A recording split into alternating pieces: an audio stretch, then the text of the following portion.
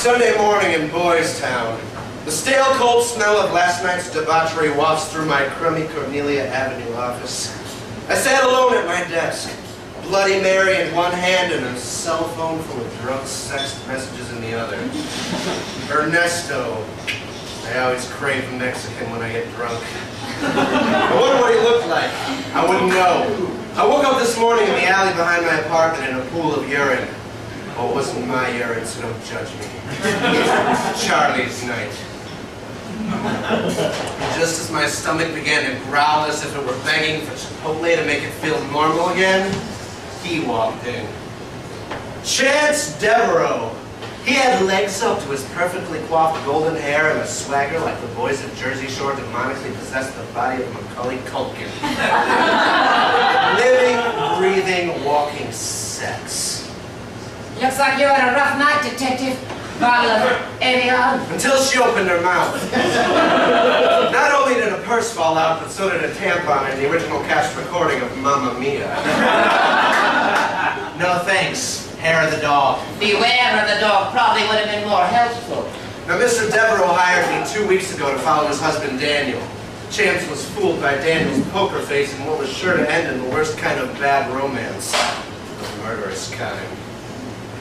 No thanks. I never drink before noon, except during market days, of course. Of course. I'm a married man, Detective. Why would I risk everything by diddling the detective? We both know that monogamy is like downing Slim Fast at Old Country Buffet.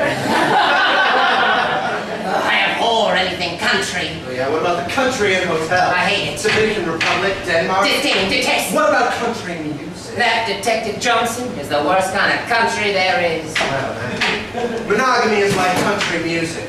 Seems pleasant at first, but too much of it will drive a man insane. I bet your murderous husband is sowing his Quaker oats as we speak.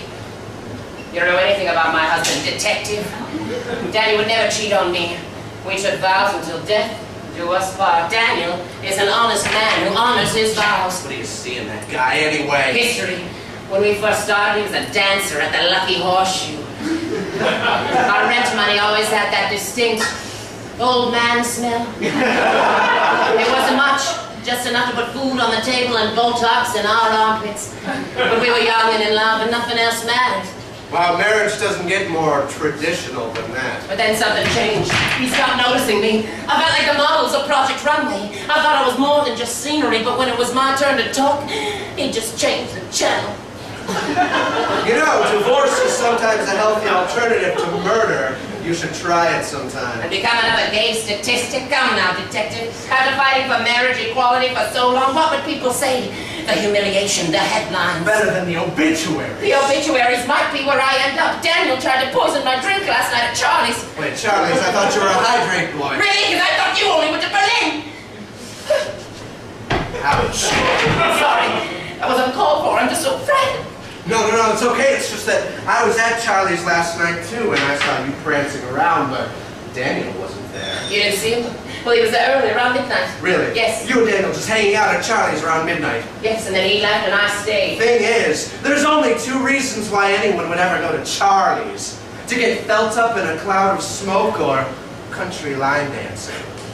Now, I prefer the former, but if you were at Charlie's before 1:30 on a Saturday night, you were climbing down the boot-scooting ladder. So whatever was. Kind of an odd place for someone who abhors anything country. All right, I admit it. I made it up, the whole thing. Daniel was never trying to kill me. I just needed an excuse to walk through that door. I needed a private dick. But you just said your husband was innocent. I meant I needed a dick in private. Do you know what it's like for a fine piece of meat like me to be taken off the market? You pretended your husband was a butcher. Precisely. I knew I couldn't charm the pants off you with this white gold shackle on my finger, so I had to get creative. We better work! You're Roscoe's, I'm Bucks, you're Spin, I'm Bobby Loves. Don't flatter yourself, Detective. I wasn't trying to date you. I just wanted a little action on the side. So you concocted this phony baloney story about love, lust, and liquidation just to get through my door? Made me follow an innocent man by spinning a story as fake as your tan. Only you forgot one thing, Mr. Devereaux. This is Boys Town. If you wanted to get in my pants, all you had to do was ask. Really?